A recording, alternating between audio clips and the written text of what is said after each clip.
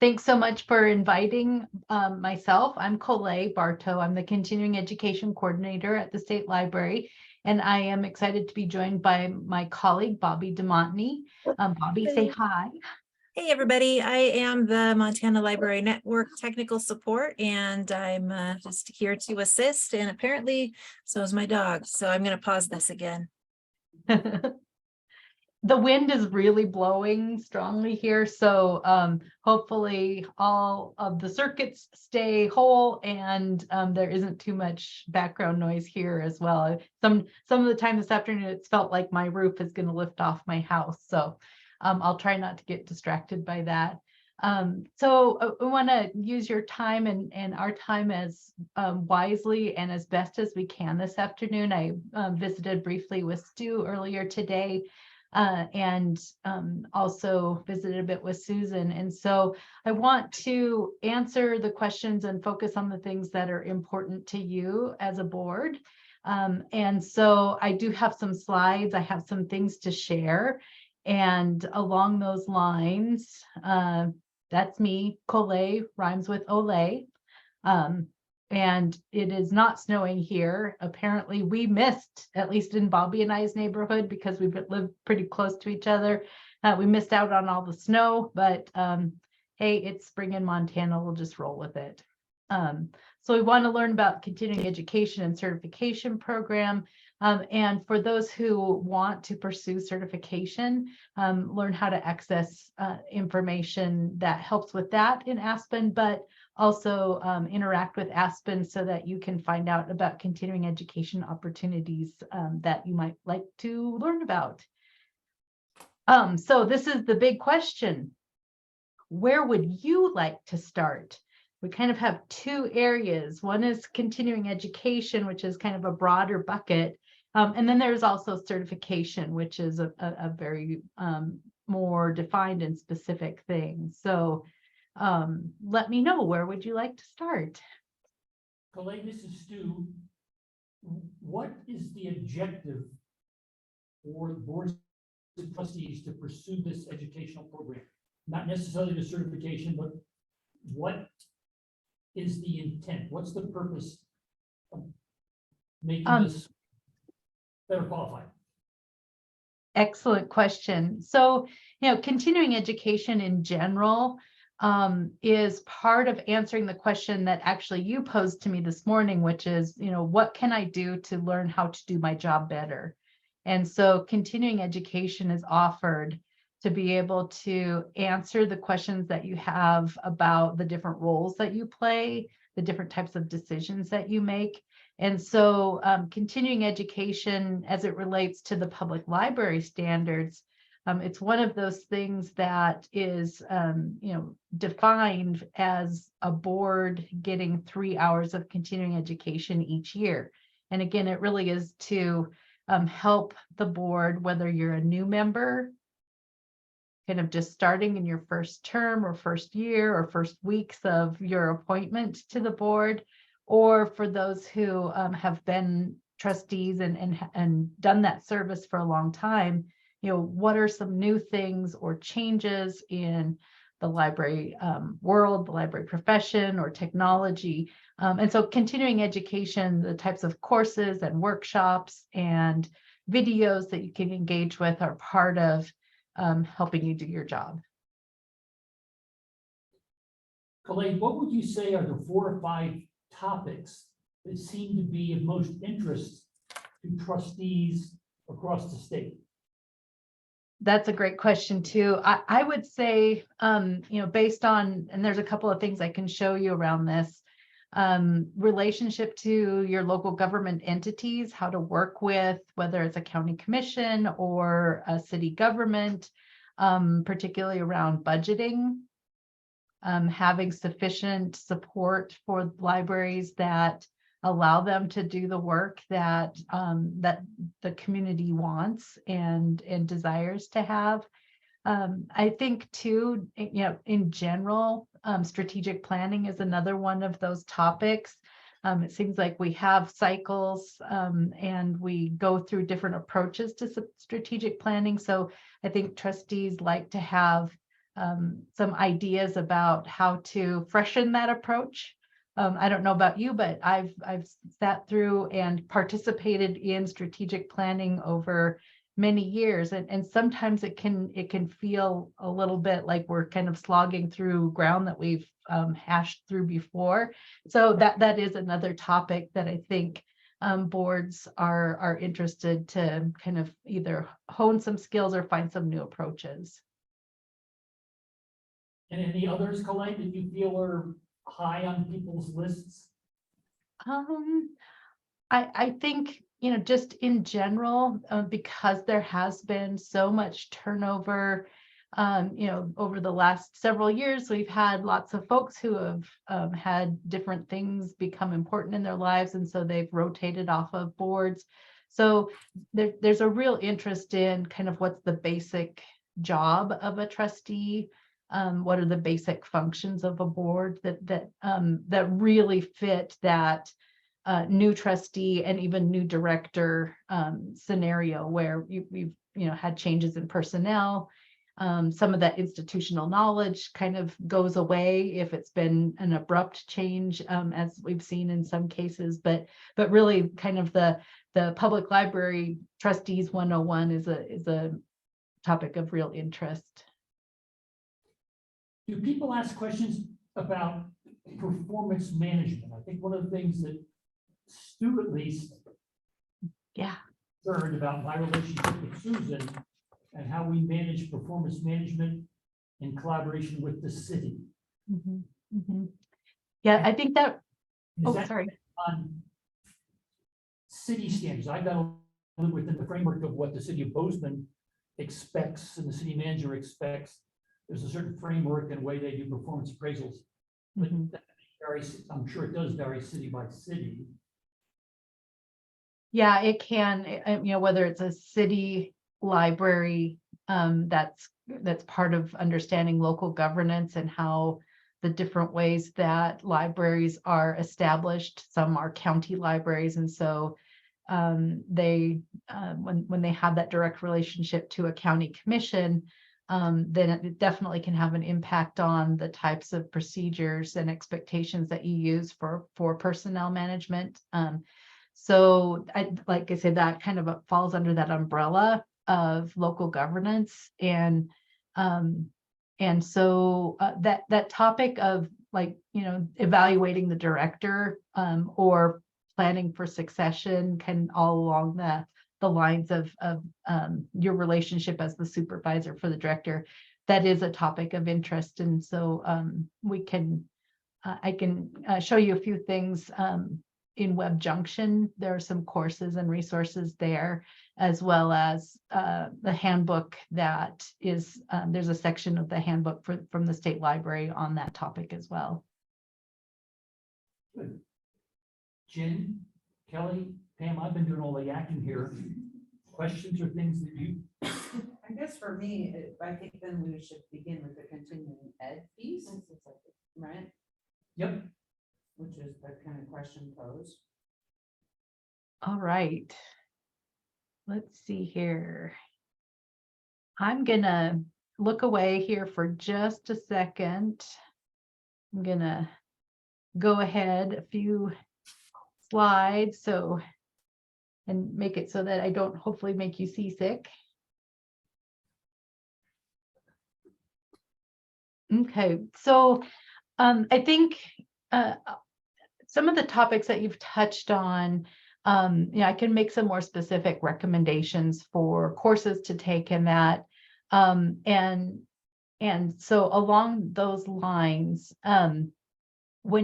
if you go to the state library webpage, and there is a page specifically for continuing education, and I can show you how to navigate there in just a moment. But I have a short list of the places that you should start when you're looking for courses. We always recommend taking a look at the calendar in our Aspen site, because that has opportunities, whether it's a course or a workshop or a webinar.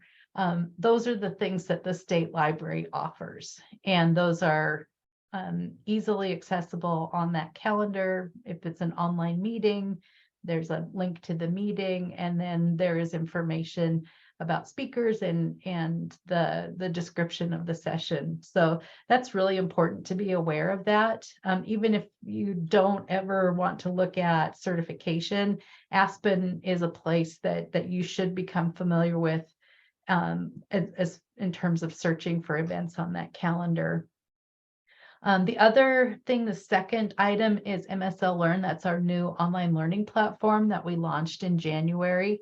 And there are currently 2 courses specifically for trustees.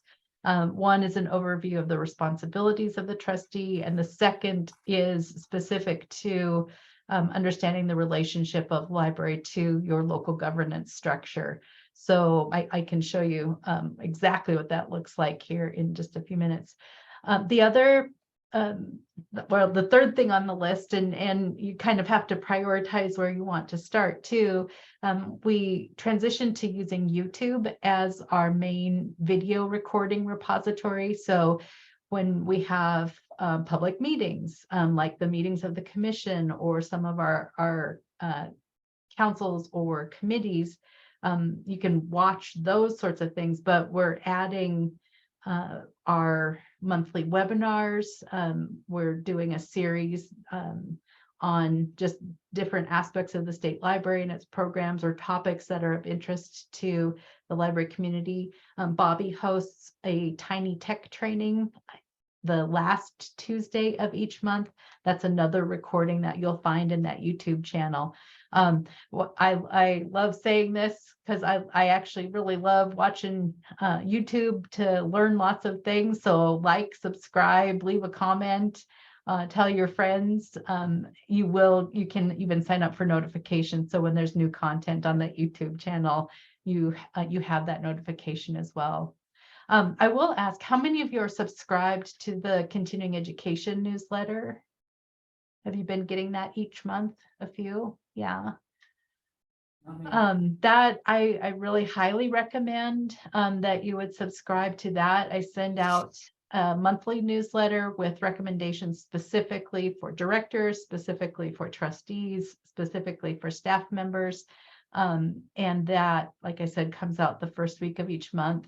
There are other newsletters, and Bobby, I don't know if you wanted to jump in and talk about the MLN newsletter as well. Yeah, one just went out today. If any of you are on Wired, you may have seen it, but one newsletter that I put together every first and third, let's see, yeah, every first and third of the month, I tend to put it together depending on when the weekend hits and all of that. And it covers a broad view of everything. So you've got some of the content that QandA is putting out there on the continuing education newsletter. We've got our lifelong learning stuff. We've got the latest information coming out about Montana Library to Go, about the hotspots, just a very well-rounded collection of topics that just does a bit of a recap of some of the other newsletters that have gone out, important dates. We've got a link right there from the newsletter to the events calendar, and you can just see all of that and sign up for things right there. Also below each section, there's usually a handy link to talk to whoever it is that is in charge of whatever section I'm talking about in there. So if you have questions about, say, the hotspots, you could then click underneath that article and talk to whoever it is, or send an email to whoever it is that's running that. So yeah, that's, and I would love it if you guys subscribe to that as well. It's got good information in there. So that's, there are all kinds of things out there, and those newsletters are a great way to quickly identify things that are of current interest, things that have recently become available, hopefully without becoming overwhelmed by the hunting and pecking in different places. So I can't recommend highly enough that you subscribe to those newsletters. I do want to mention that the Montana Library Association, mostly through the annual conference that was just last week in Billings, does have great opportunities to engage in professional learning or continuing education for trustees, including the trustee interest group that met, I believe, Wednesday of last week. I don't know if any of you were able to pop over to Billings for that. But look to MLA as a place to connect with other trustees. I was really encouraged. Each of the sessions that I presented, there were 1 or 2 trustees from all around the state who were able to join that in-person event. So look to MLA as well. And then one of the other, I guess, services that the state library sponsors is a connection with Web Junction. And so Web Junction does a huge variety of live webinars, and they also offer online recorded courses and self-paced courses. I attended one just earlier today that I'll share in the next CE newsletter about succession. So they covered trustee succession, director succession, and staff succession, and just planning ahead for when you do have, the folks who, there's a vacancy on your staff, and how do you hand off the work in the most effective way to the person who's going to come into that position.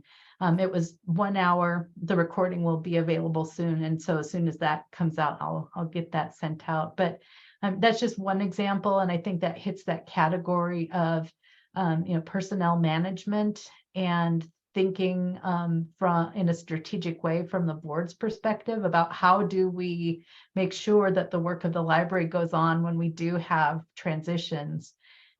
So I encourage you to take a look at Web Junction. These are hyperlinked on the web page, so you can go to those quickly. But I would recommend starting with these sources for continuing education, and you'll be able to quickly identify things in the different categories that you're looking for. Okay, I'm going to pause there and say, are there any questions about any of these, or any that you'd like to see a live demonstration of? Does everybody know where the page is and how to get to The MSL page. Yeah. Are you okay with that? I can show that really quickly. Let's see here. And I also just put it in the chat, and the transcript should be available at the end of the recording, but it's at msl.mt.gov is the main page, and Colette will be able to show you exactly where she was. Yes. Let's see here. The MLS. Yeah. Not the MSL.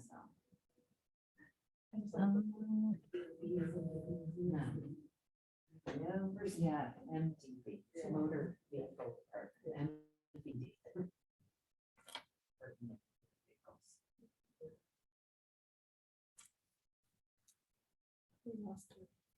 Okay.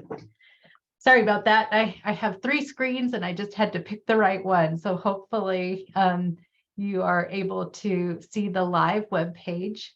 Bobby shared the link to the State Library webpage, and under Services to Libraries, you'll find the certification program. And if you're interested in that, we can always talk more about that later. But on the home page, there's a link under Services to Library to Continuing Education. And the static picture I was showing you just a few moments ago is right in this drop-down area. So if I click on the Aspen event calendar,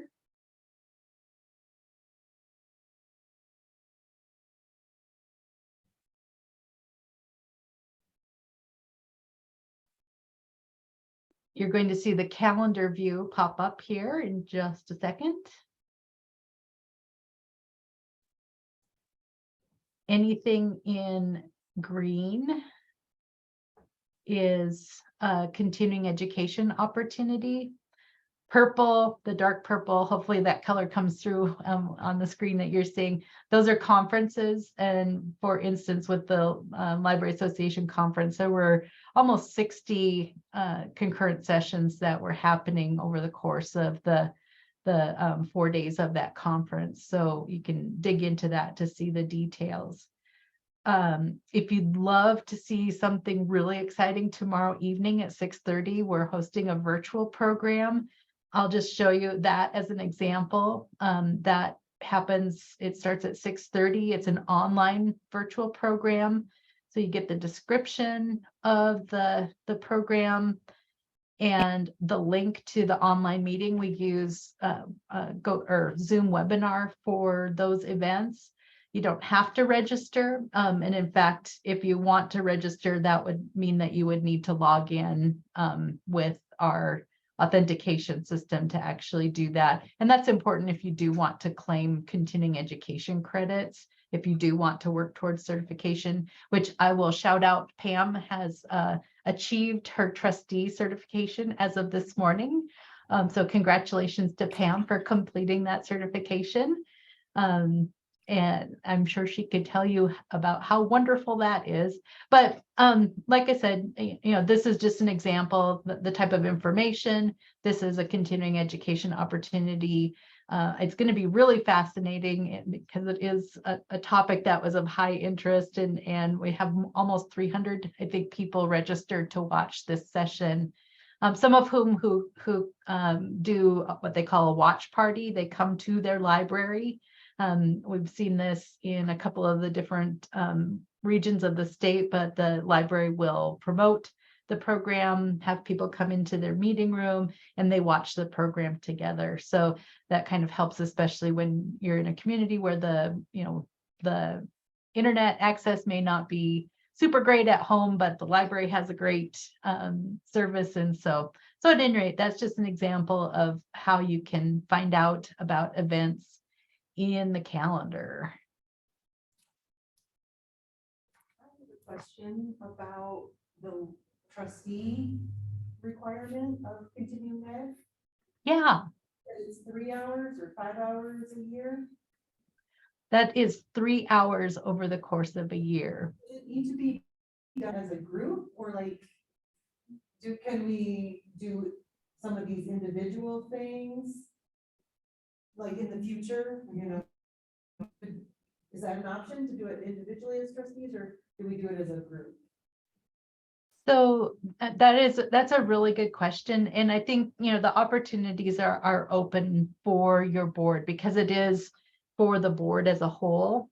And so we did put together some frequently asked questions and responses for just that kind of scenario. So, so what we said in answer to that question is if an individual board member or individual board members watch the same thing, but not at the same time, the answer would be yes, as long as the trustees discuss that and share what they've learned in a regular meeting. So, the easiest way to kind of document all of the activities that you do, whether separately on your own time or collectively, is to have that on your agenda and to have discussion of what it was that was learned. So if Jen, for example, wanted to pursue a budgeting issue and saw a YouTube video for an hour on her own, that would not count unless we collectively saw it and discussed it at the meeting. That's correct. Jen would be better informed, but that doesn't count for our 3 hours. Correct. And when we participate in the city, like the city ethics training, that does count towards our continuing ed, even though it's not a Montana State Library training. Or continuing. Absolutely. Yeah, if all of you individually, and I'm not sure how Bozeman does its ethics training, if everyone does an individual, self-paced course, or whether they have people come together and meet. If all of your board, all members of the board, or the quorum of the trustees has completed that same training, and to me that makes a lot of sense, because that's something that is related to your relationship to your local government structure. It's the kind of the standard thing that everyone is expected to complete as part of that structure. So, and definitely, as there are questions, don't hesitate to reach out to your consultant. I think, is Tracy the consultant for your board? Is that right? Suzanne. Oh, Suzanne is, okay. Yeah, and those are things that as you have questions, don't hesitate to reach out to kind of talk through some of the complexities of how you can meet that standard, essentially.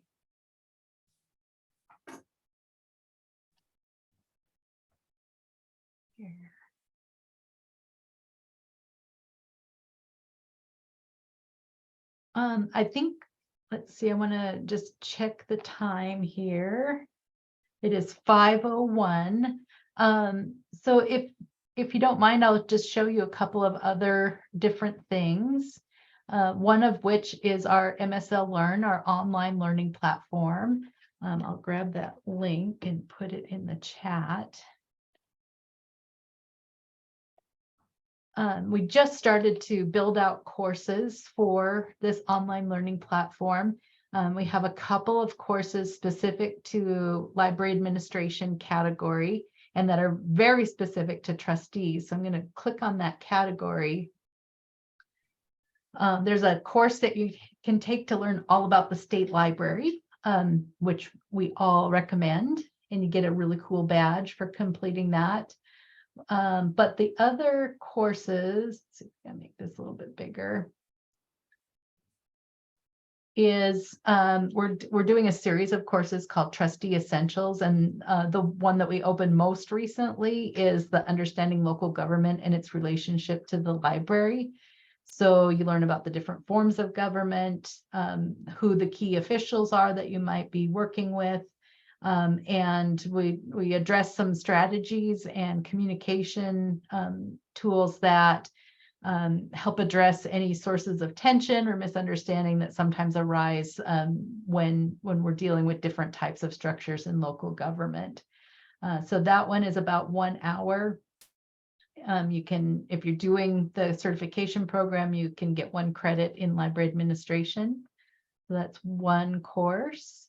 And then the other course, specifically Trustees, it was designed by our consultants, the contents of this course, and it is kind of that basic overview of the role of the trustees, how the roles support the functions of the library, and it really gives an overview of some of the most pertinent laws and policies and regulation that kind of guide and govern how public libraries work in the state of Montana. So that's a self-paced course and available when you have, this is something that that does require the same login that we use for Aspen. And so if you're interested in that, you can reach out to me individually if you'd like to learn more about that, for sure. And then I'm just going to show you the YouTube channel.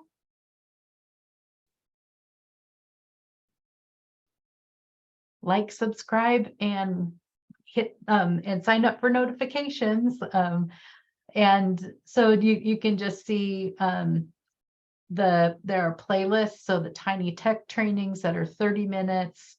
And we just have a huge variety of topics. We have our webinar series the second Tuesday, and then, like I said, the tiny tech trainings the last Tuesday of the month.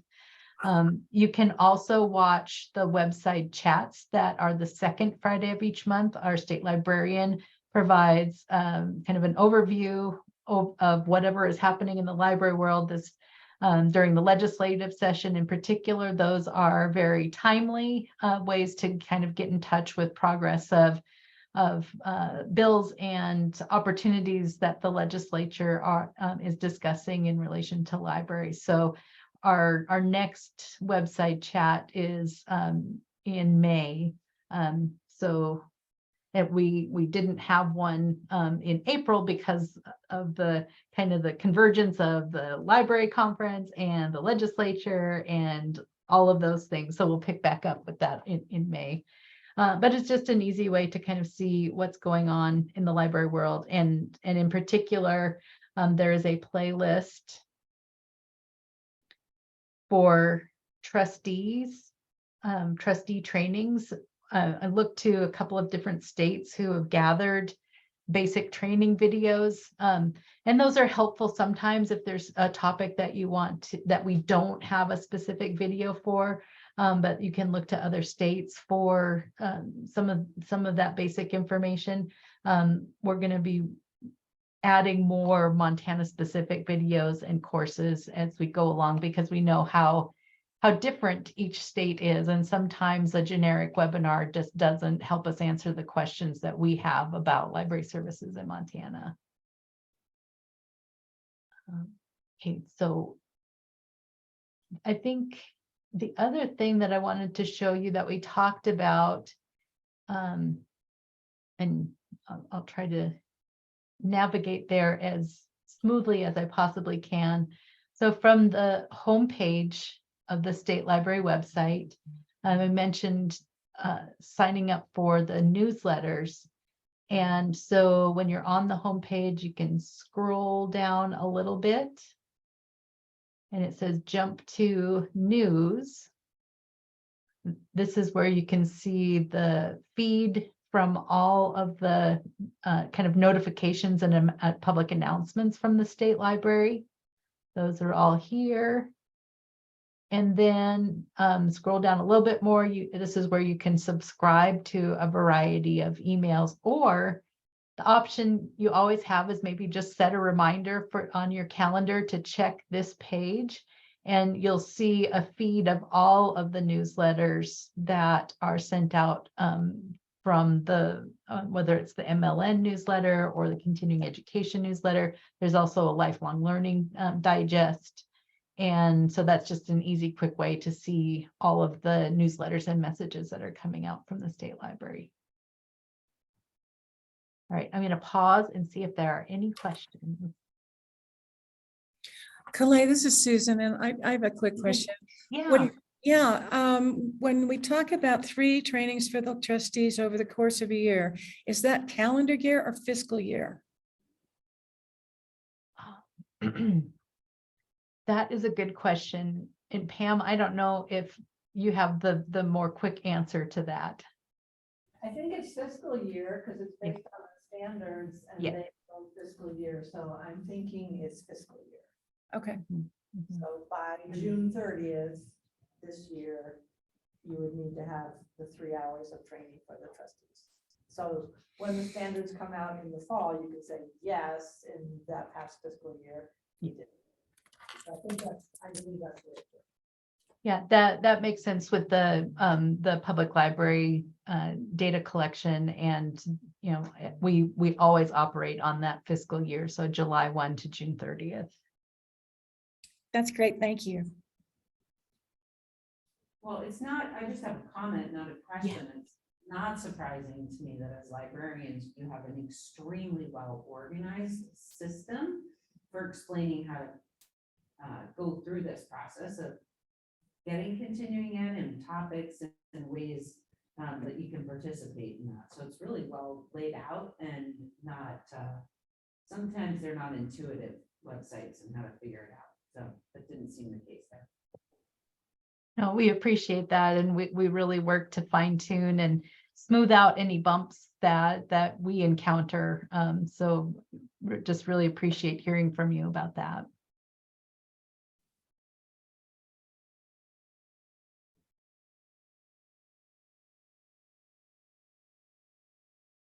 Other questions or comments? Yeah, I think it would be kind of fun, maybe in the beginning of the year, to map out what the continuing ed for that group of trustees would be for that fiscal year. And I don't know that we've ever really thought about it in that way. We've always done sort of the things that feel like a standard, as opposed to really diving into do we want to get ahead of something that we're hearing about, or do we want to just be interested in something that we hadn't thought about? Is it time for a refresher course on what does it mean to be a trustee?